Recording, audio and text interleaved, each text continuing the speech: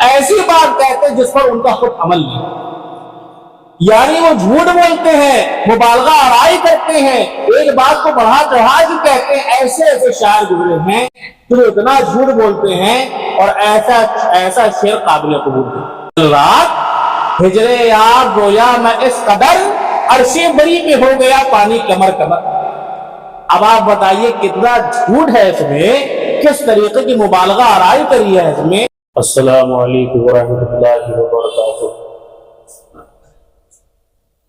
نحمده ونصلي على رسوله الكريم، اما بعد فاعوذ باللہ من الشیطان الرجیم. بسم اللہ الرحمن الرحیم. قد نرى تقلب وجهك في السماء، صدق اللہ العظیم وصدق رسولہ النبی الامین المتین المبین المعین الکریم، ونحن علی ذلک لمن الشاہدین والشاکرین والحمد للہ رب العالمین. یا معاشر المسلمین و یا جماعت الحاضرین یرحمکم اللہ تعالی. اللہ تبارک و تعالی کی بے شمار رحمتیں برکتیں آپ تمام حضرات پر نازل ہوں، اور سب سے آخر میں مجھ گناہگار خطاکار شاہکار پر بھی اللہ کی رحمت نازل ہو. اللہ تبارک و تعالیٰ کا بے پناہ فضل و احسان ہے، اور آپ حضرات قابل مبارکباد ہے کہ اس طرح کی محفل میں ہم آپ بیٹھتے ہیں، اور یہ جو سرکار کا عشق ملتا ہے نا، کسی کسی کو ملتا ہے.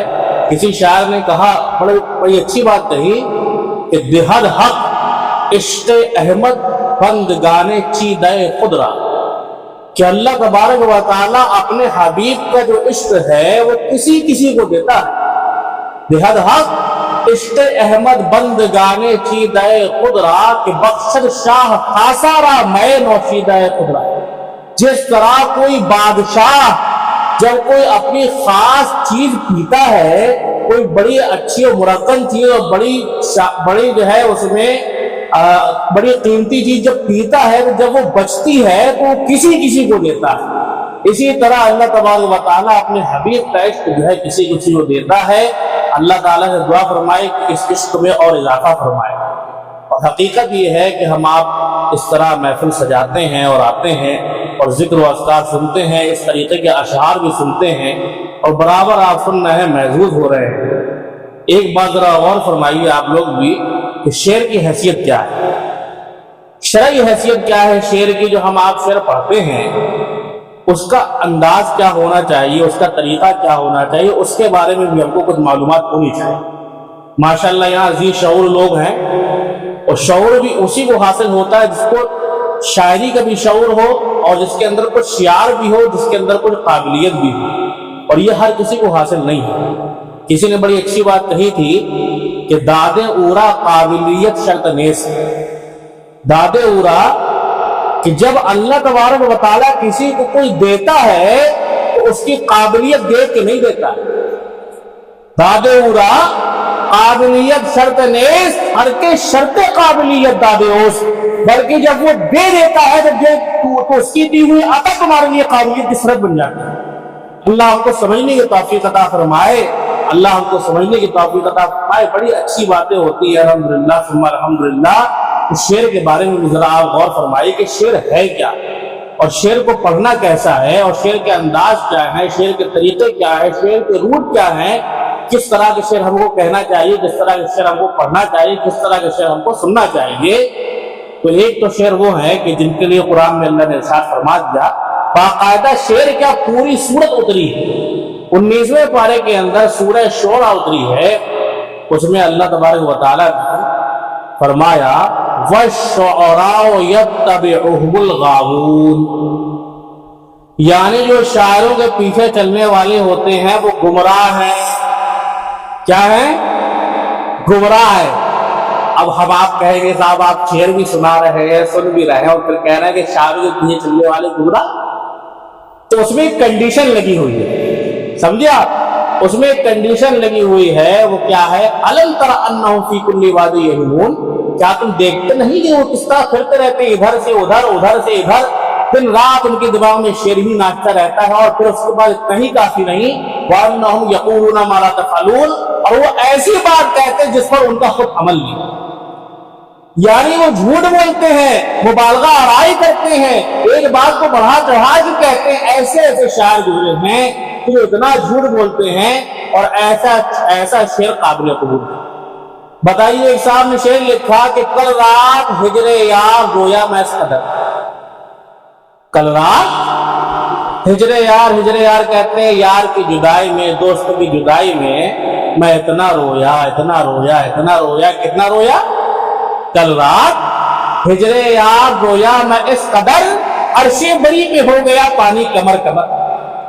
اب آپ بتائیے کتنا جھوٹ ہے اس میں، کس طریقے کی مبالغہ آرائی کری ہے اس میں، ایک بات کو کتنا بڑھا چڑھا دیا گیا ہے۔ تو ایسا شعر جو جھوٹ پر مبنی ہو، پھر قرآن خود کہتا ہے لعنت اللہ علی الکاذبین، جھوٹوں پر خدا کی لعنت ہوتی ہے، تو ایسا شعر قابل قبول نہیں ہے۔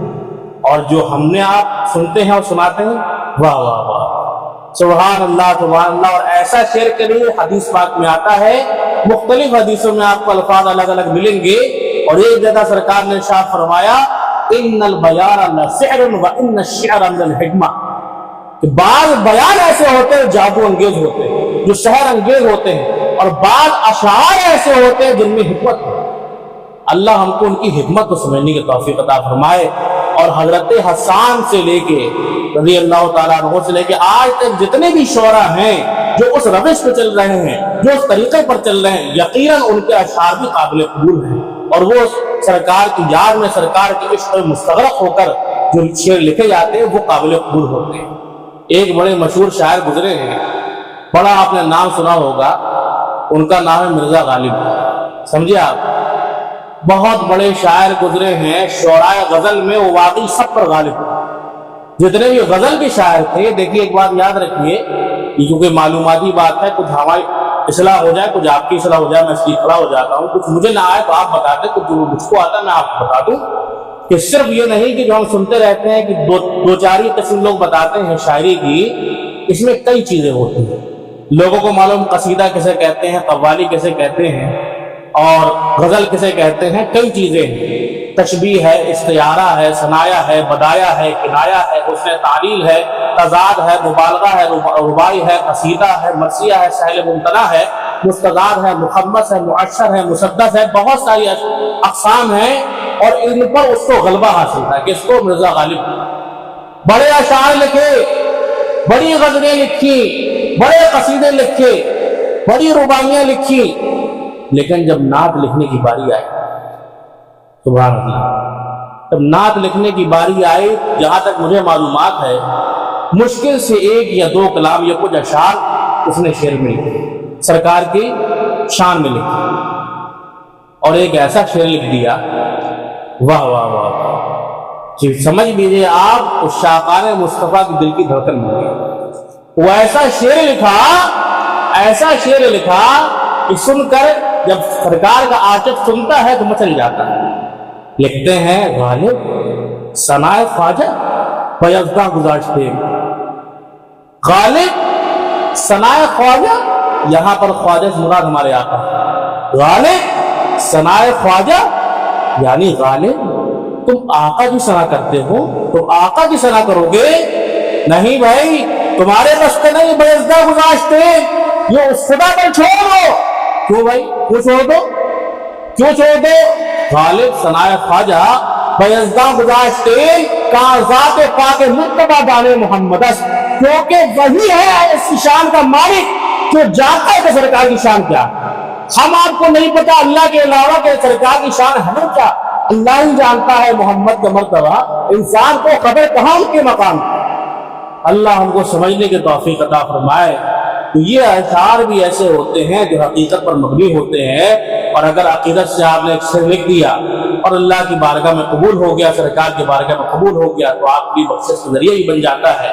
اسی طرح ایک شعر جو ہے وہ علامہ اقبال نے لکھا، اس پر بڑا اعتراض ہوتا ہے کہ خودی کو کر بلند اتنا کہ ہر تقدیر سے پہلے، خودی کو کر بلند اتنا کہ ہر تقدیر سے پہلے خدا بندے سے خود پوچھے بتا تیری رضا کیا ہے۔